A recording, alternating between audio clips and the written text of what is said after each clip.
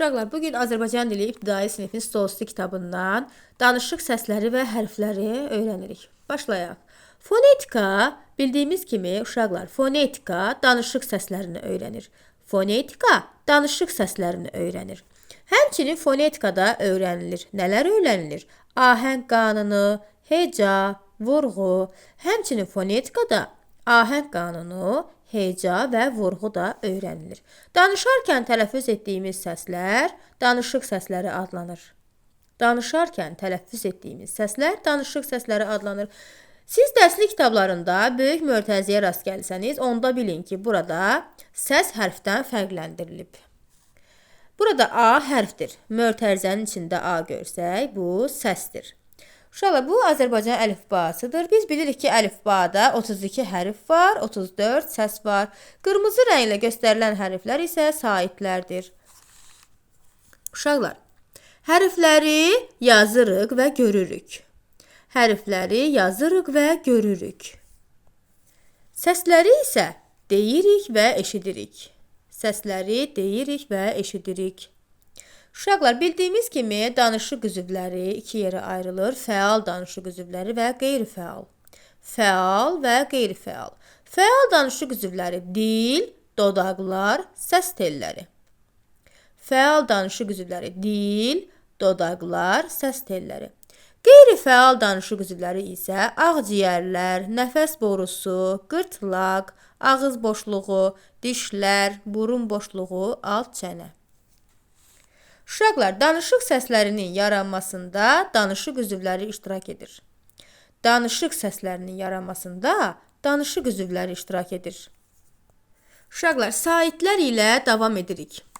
Bildiyimiz kimi Azərbaycan əlifbasında 9 sait var. Gəlin birlikdə deyək. A, I, O, U, E, Ə, İ, Ö, Ü.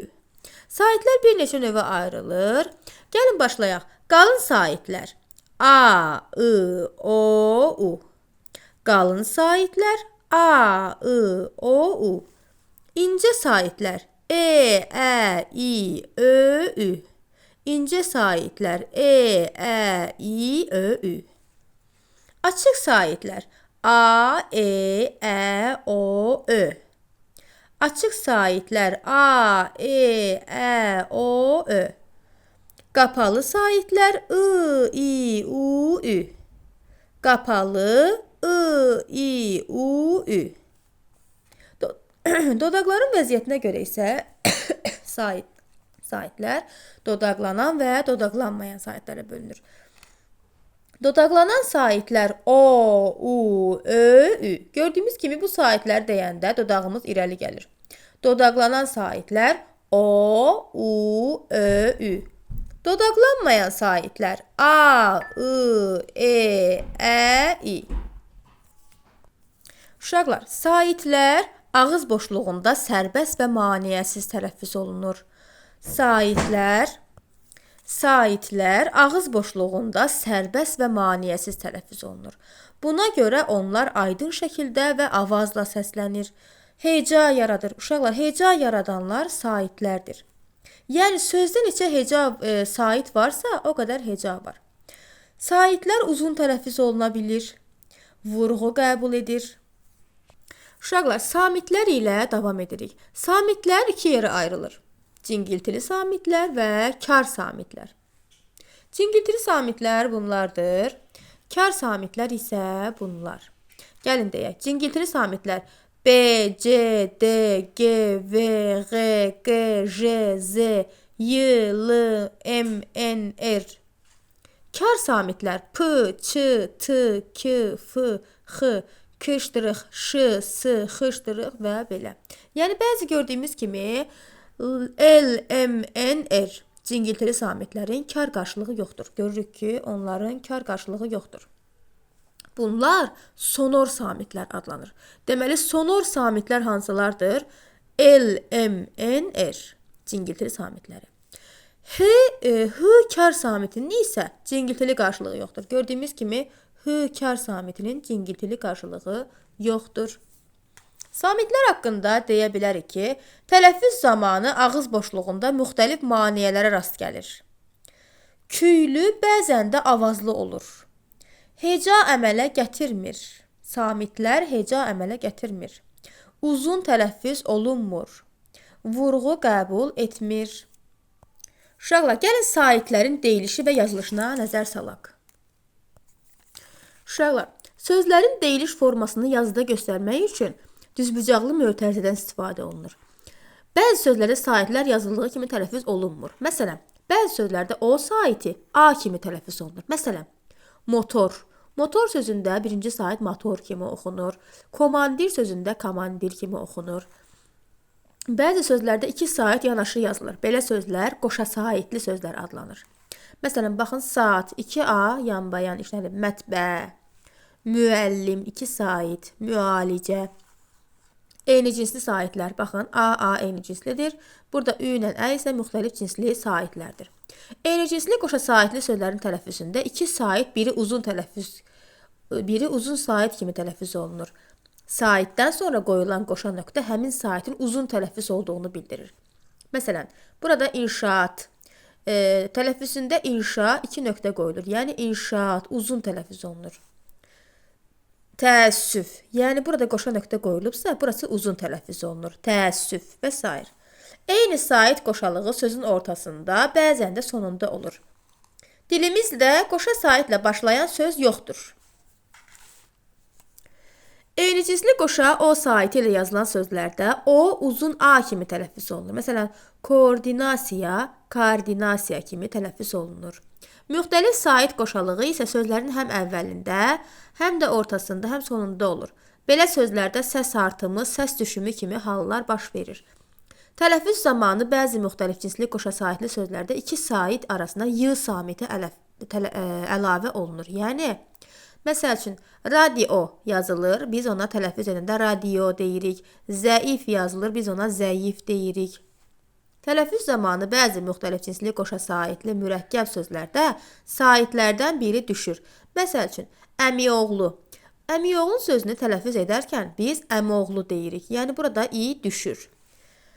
A, A. Gördüyümüz kimi bu saitlər qoşa yanaşı saitlərinin işləndiyi sözlər yazıldığı kimi və uzanma hadisəsi baş vermədən tələffüz olunur.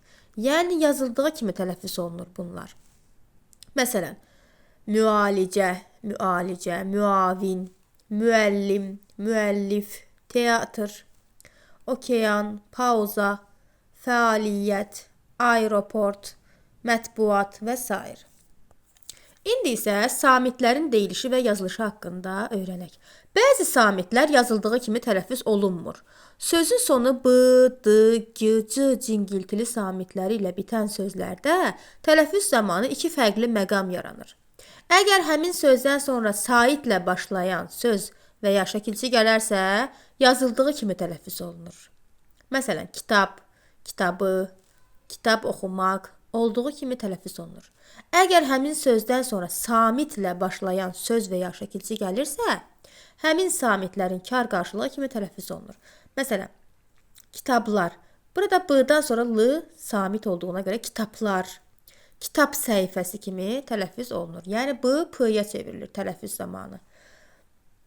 Sonu s-t, ş-t, f-t, x-t samit birləşmələri ilə bitən sözlərdən sonra samitlə başlanan şəkilçi və ya söz gəldikdə t tələffüz olunmur.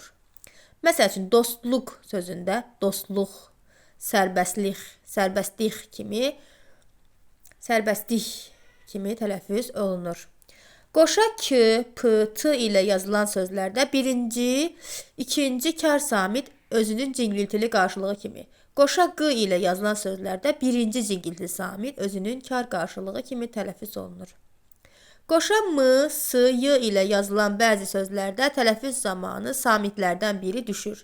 Digər qoşa samitli sözlərdə heç bir dəyişiklik baş vermir. Qrammatika. Burada m-nın biri düşür və qrammatika, rejissor. Sonu samitlə bitən tək hecalı sözlər iki yerə ayrılır. Eyni cinsli qoşa samitli tək hecalı sözlər.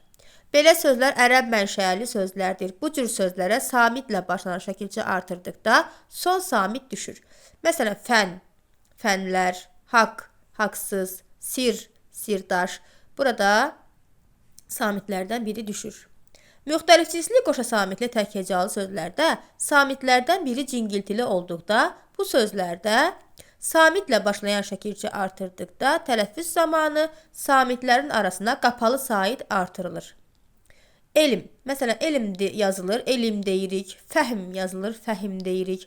Həcm yazılır, həcim deyirik. Hökm, rəhim, rəsim, sehir, səhim, sədir, üzür, üzüv, zəhim, zülm. Yəni bunları tələffüz zamanı edirik. Amma yazıda belə yazılır. Ahəng qanunu ilə davam edirik uşaqlar. Ahəng qanunu dilimizin əsas fonetik qanunudur. Sözdə qalın və ya incə saitlərin ahənginə, bir-birini izləməsinə ahəng qanunu deyilir. Sözdə qalın və ya incə saitlərin ahənginə, bir-birini izləməsinə ahəng qanunu deyilir. Ahəng qanununa görə söz qalın saitli heca ilə başlayarsa, sonraki hecalar da qalın saitli olur. Məsələn, qaranquş. Gördüyümüz kimi bütün saitlər qalındır. Qaranquş sözündə bütün saitlər qalın olduğu üçün ahəng qanununa tabedir. Elə sözlər də var ki, onların tərkibində həm incə, həm də qalın saitlər işlənib. Belə sözlər ahəng qanununa tabe deyil. Məsələn, Yasəmən. Gördüyümüz kimi A qalındır, Ə incədir. Deməli bu söz Yasəmən sözündə həm incə Ə, həm də qalın A saitləri işlənib. Ona görə də bu sözdə ahəng qanunu pozulub. Heca ilə davam edirik uşaqlar. Tələffüz zamanı sözün asanlıqla bölünən hissələrinə heca deyilir. Tələffüz zamanı sözün asanlıqla bölünən hissələrinə heca deyilir. Məsələn, bayraq, qarpız, torpaq. Heca sait səslərin hesabına yaranır. Biz bayaq dediyimiz kimi heca sait səslərin hesabına yaranır. Yəni sözdə neçə sait səs varsa, o qədər də heca var. Yəni sözdə neçə sait səs varsa, o qədər də heca var. Məsələn, top, bir sait, bir hecalı söz. Dəftər, iki sait, iki hecalı sözdür. Bəzən sözləri hecalara ayırarkən hecada sabit səs olmur. Yəni heca yalnız bir sait səsdən ibarət ola bilər. Qeyd, bir samitdən ibarət heca olmaz. Bir samitdən ibarət heca olmaz. Amma bir saitdən ibarət heca olar. Məsələn, baxın, ömür, ətir, ilan. Bugünlük bu qədər dostlar. Qayda kitabımızın ardını davam edəcəyik.